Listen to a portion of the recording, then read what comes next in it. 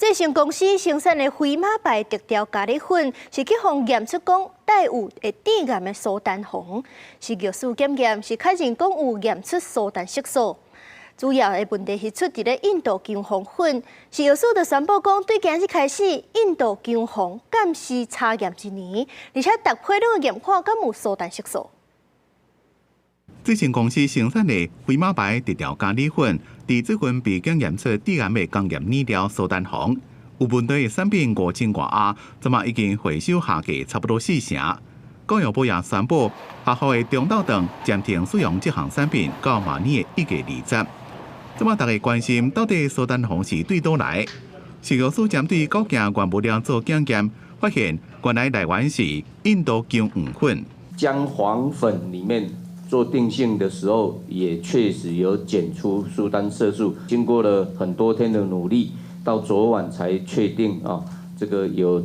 完成检测。食药署讲，这杯有问题的姜黄粉是今年扩大苏丹红检验管制进程。伫去年进口入来台湾，因为业者今年进口其他的原物料，包括辣椒干、辣椒粉，即马拢无验出问题，表示边境采取的管制措施有效。因为为了要防止掺着苏丹红的产品输入，食药署宣布自11月初5开始，边境检验是针对印度姜黄采取暂时查验1档，逐批检验苏丹红的色素。昨日起，我们就针对印度的姜黄采监视查验1年，逐批检验苏丹色素。那么跟各位报告，目前苏丹色素在我们边境查出来是一律销毁不得退运。另外，伫咧后市场的部分，食药署也将会甲地方卫生局合作，专门清查印度姜黄，对象是131年到即马，抑搁伫咧有效期内咖喱粉、姜黄粉等产品，总共22间业者。